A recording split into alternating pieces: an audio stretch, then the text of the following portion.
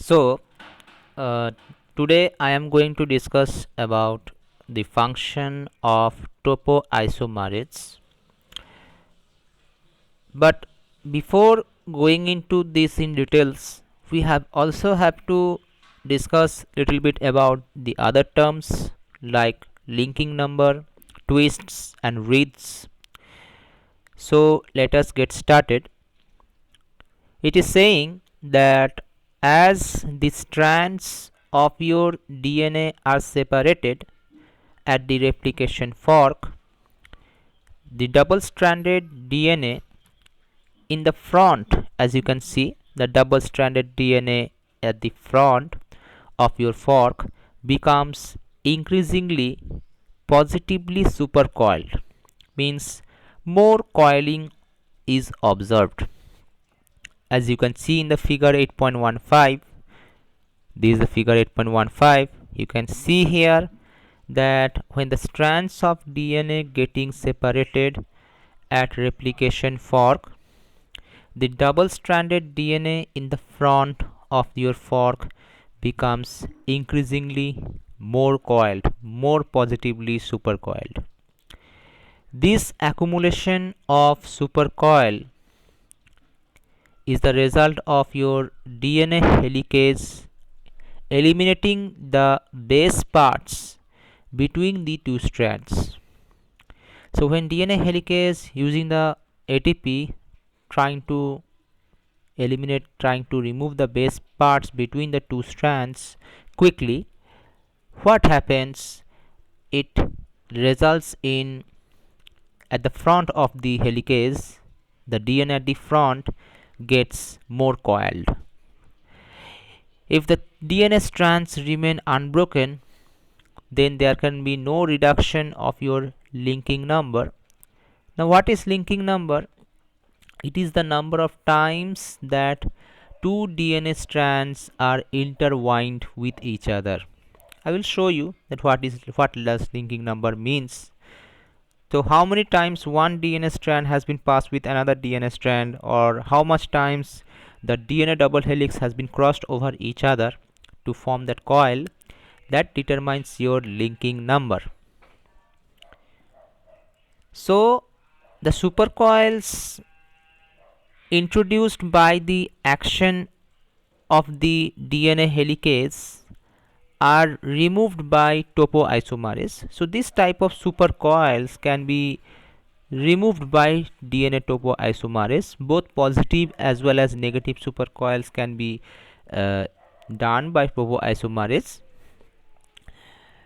Actually, they are a group of enzyme topoisomerases, you can say, that acts on unreplicated double-stranded DNA in the front of your replication fork. So this topoisomerase, what they can do, they can remove the supercoils which are being occurring at the front of your replication fork. These enzymes do by breaking either one strand or both the strands of the DNA without letting go of the DNA and passing the same number of DNA strands through the break. So as you can see here, as this positive supercoil gets accumulated at the front of your replication fork, the topoisomerase rapidly can remove them. Now in this diagram, topoisomerase 2 has been shown.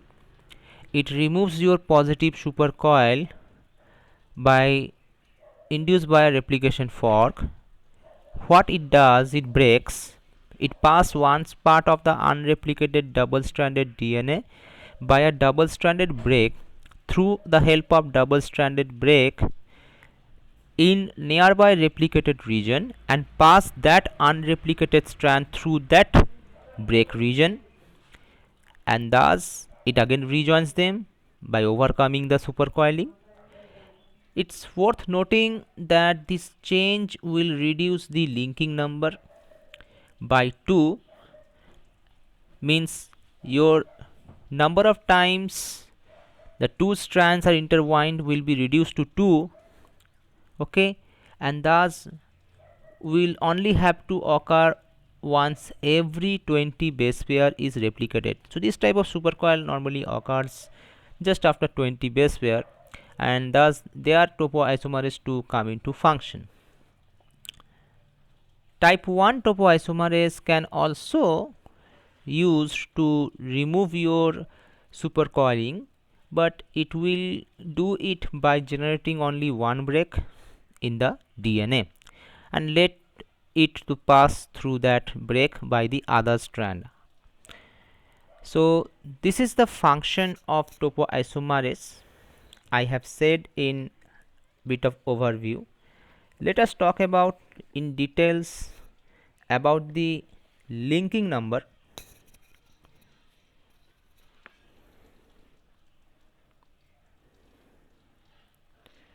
So about the linking number, what does it says? Linking number means the number of times one strand would have to pass through the other strand in order for the two strands to be entirely separated from each other is called your linking number. So linking number means when one strand the number of times that one strand would have to pass through the other strand. As you can see here in deep blue it has been showing one strand, and in light it shows the other strand. So how many times that blue strand has been crossed through the other strand, that will determine your linking number. So here the linking number is shown is 35, in short 36. As you can see the LK value has been given 36, base pair is 360 base pair, and linking number is a sum of twists and wreath. These are two more terms, twist and wreath. What are twists and wreath? I have said just now that linking number means that how many number of times that one strand would have to pass through the other strand in order for the two strands to be entirely separated from one another. Linking number is the sum of two geometric components known as twists and wreath. So what are twists and wreath? Twists is simply the number of helical turns of one strand about the other. Twists is simply the number of helical turns one strand about the other. That means the number of times one strand completely wraps around the other strand. Twist means the number of times one strand completely wraps around the other strand. Okay, that means here there is twists. You can see here more and more twists. If you count the number of twists from here, see 1 2 3 4 up to here it becomes 5 6 7 8 9, this is 10 11 12 11 12 13 14 15 16 17 18 19 20 21 22 23 24 25 26 27 28 29 30 31 32 33 34 35, and this one is your 36. So linking number is 36 here. We should not say linking number here. Now the number of twist is here is 36, because linking number is the sum of twist and wreath. So we have said about the twists. What is twist? So twist is simply means the number of times one strand completely wraps around the other strand. Indeed, twist can be easily be determined by counting the number of times two strands are crossing each other. But what does wreath means? I have said that linking number is the sum of twist and wreath.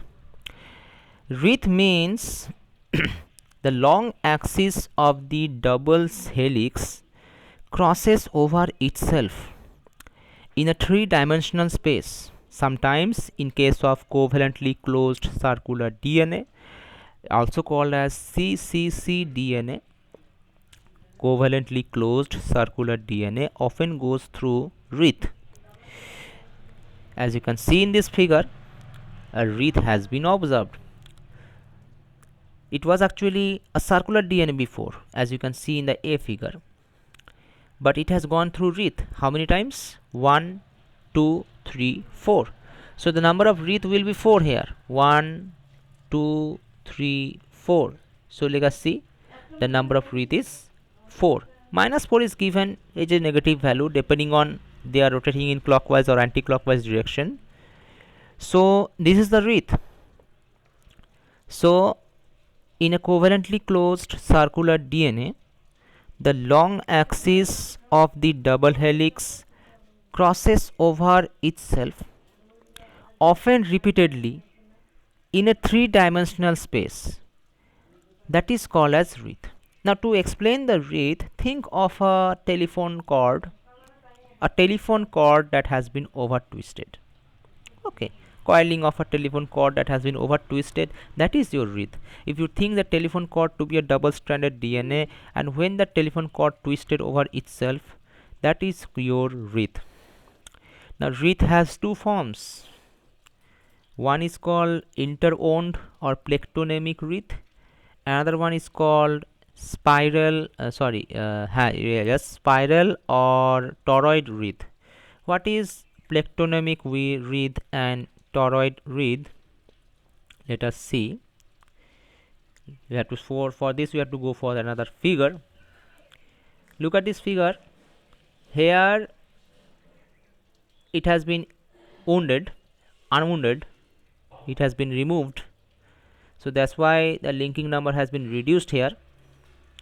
It becomes 32 here, LK, and linking number is the sum of twist and wreath. So here there is no wreath. Here there is no wreath. That means here the long axis of the double helix has not crossed over itself. So the number of twist is 32, but the number of wreath is 0 here.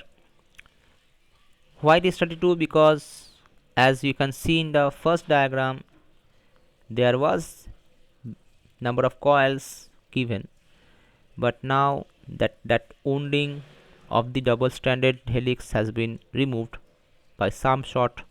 So that's why the linking number has also reduced, because linking number is the sum of twist and wreath.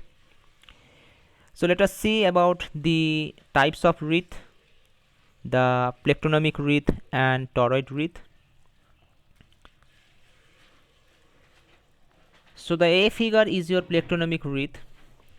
What is plectronemic wreath?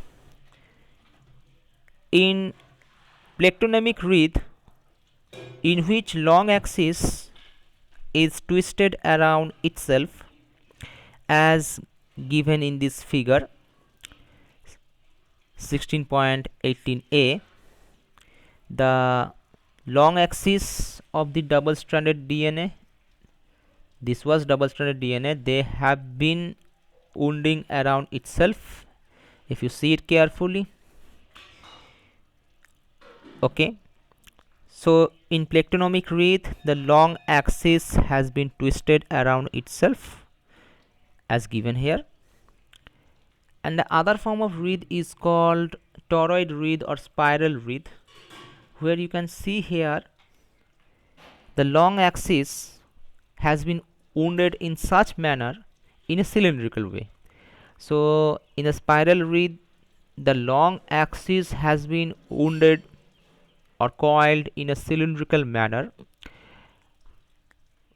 This type of wreath often occurs when DNA wraps around a protein, just like your histone protein, just like that.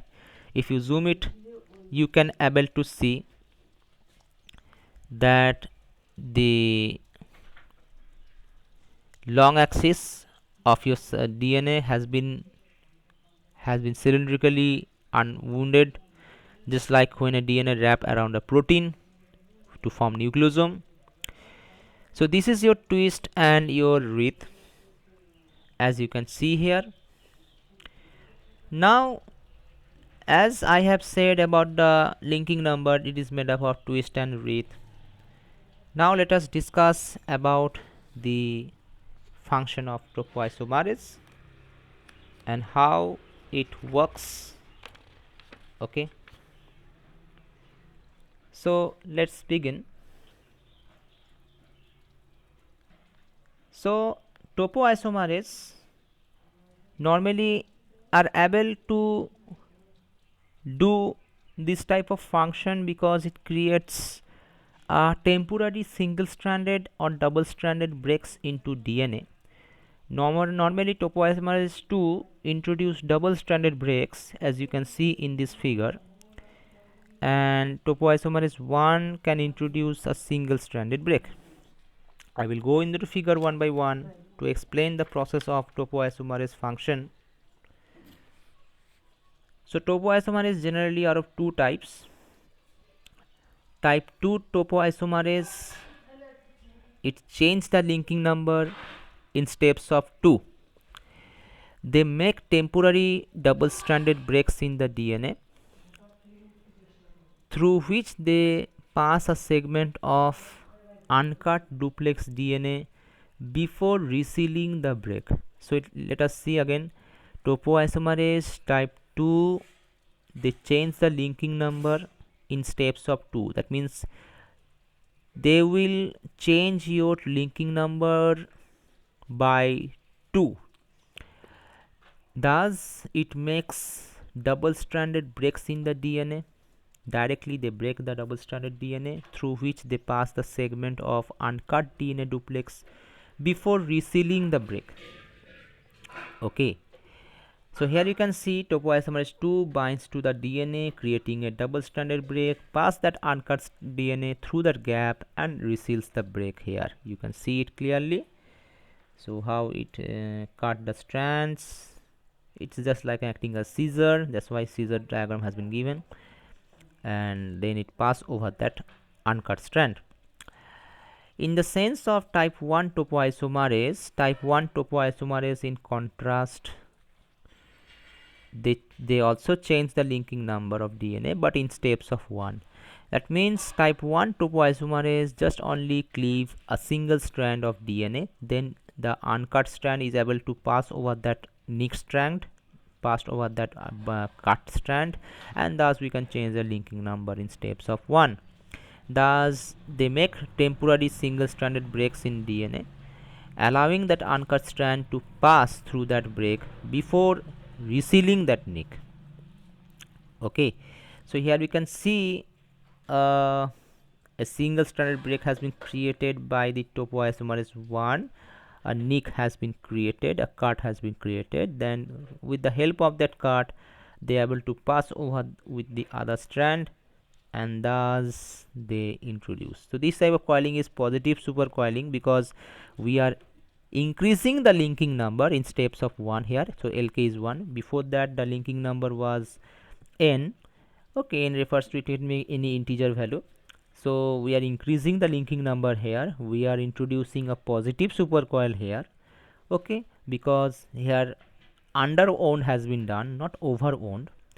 So in this way topoisomerase, they, by making single stranded breaks in the DNA, allowing the uncut strand to pass through the break before resealing the nick. Now if you compare with type 1 with type 2 topoisomerase, type 1 topoisomerase don't need any energy, don't need any ATP, whereas type 2 topoisomerase need ATP, not for doing their function actually, it is needed for their conformational change in their structure. The way that they carry out the function is little bit of different, that I will show you in detail little bit later. Okay,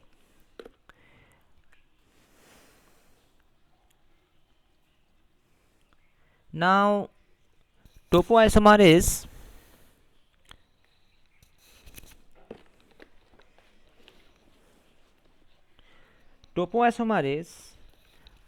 can both catenate and decatenate the DNA, what is catenation and decatenation?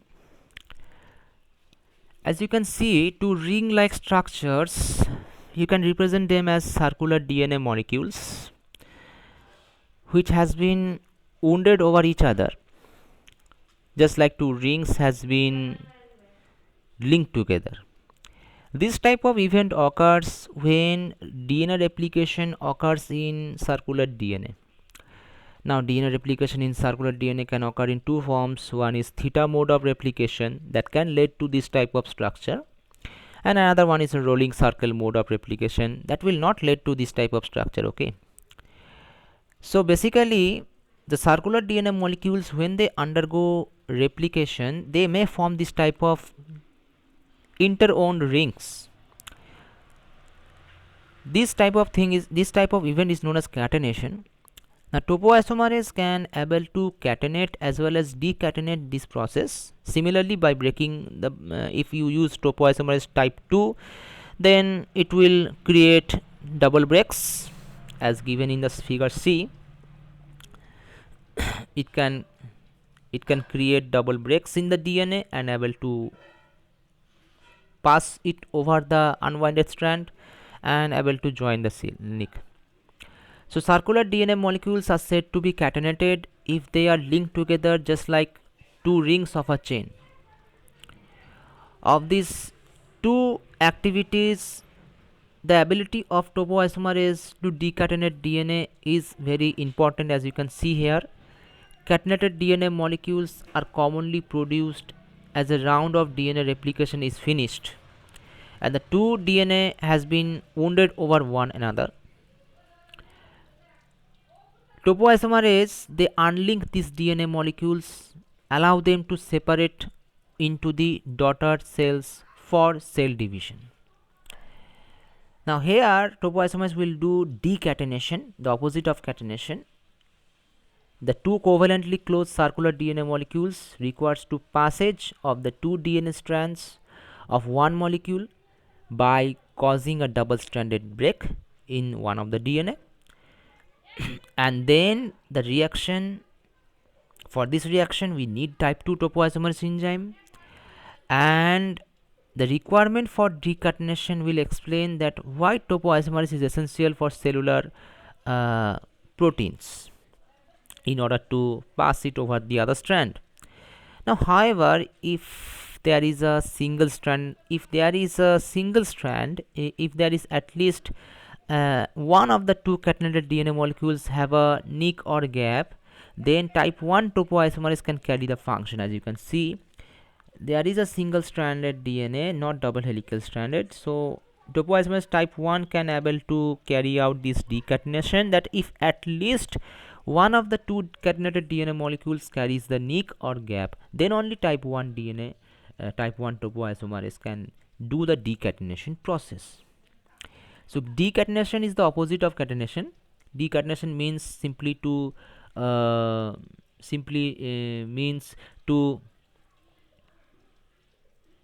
unlink the rings, to unlink the circular DNA molecules by breaking the by doing breaking of the strands and passed over that unwinded strand, that unbreak strand over that break strand, and again reseal them. So this is the decatenation. Now let us see about the function of the topoisomerase, that how we can able to break and reseal without using ATP. Although type 2 topoisomerase need ATP, but for conformational change. Let us see. So here it has been shown about the function, the way that DNA topoisomerase carry out their function. DNA cleavage normally occurs, you can see DNA cleavage, the line that has been given is shown in DNA. So DNA cleavage occurs when a tyrosine residues located in the active site of the topoisomerase. So there is a tyrosine residues located on the active site of the topoisomerase. This active site that contains the tyrosine residues, they will attack a phosphodiester bond in the backbone of your target DNA. So this is a topoisomerase. It has been explained as topoisomerase 1. So what they are doing, they have active site, and this active site have a tyrosine residues which is causing to attack the phosphodiester bond in the backbone of your DNA. This attack will generate break in the DNA. As you can see, it cause a break in the DNA, and you can also able to see that topoisomerase is covalently joined to one of the broken DNA strands by that same phosphate linkage, and that linkage is called phosphotyrosine linkage. So by attacks, when the active site of DNA topoisomerase with their tyrosine residue, they attack that break, they attack the phosphodiester bond in the target DNA and causing a break, and by breaking it, this topoisomerase is covalently joined with phosphotyrosine linkage. It is joining with the broken DNA ends by phosphotyrosine linkage. The other end of the strand, the other end of the DNA terminates with a free OH group. As you can see, there is a free OH group. This end will also held tightly by the enzyme because topoisomerase is not so much small enzyme. Now this phosphotyrosine linkage that has been observed between the topoisomerase with the DNA will now conserve that energy of the phosphodiester bond that was cleaved before.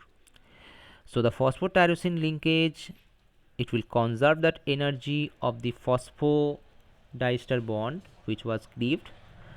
So DNA can be resealed simply by reversing your original reaction. As you can see now, reversal of the reaction is being now done. That is the OH group from the unbroken DNA, and the OH group, as you can see, from the OH group from one broken end, it will attack to the phosphotyrosine bond now and reforming the DNA phosphodiester bond. This reaction also rejoins the DNA strand and releases the topoisomerase, which can goes on catalyzing the other reaction cycle.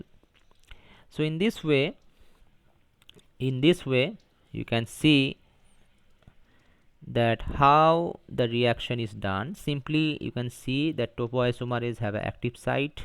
Within that active site there is a tyrosine residues, and this tyrosine residues attack the phosphodiester bond. It cleaves and it itself covalently attached to one of the broken ends of the strand by phosphotyrosine linkage. The free 3' OH now catalyze the second reaction, but before that we have to unwind the strand. Okay, so the unbroken strand has been crossed over this broken strand to maintain the linking number to overcome the positive supercoiling, or if you want to introduce a negative supercoiling, that can also be done.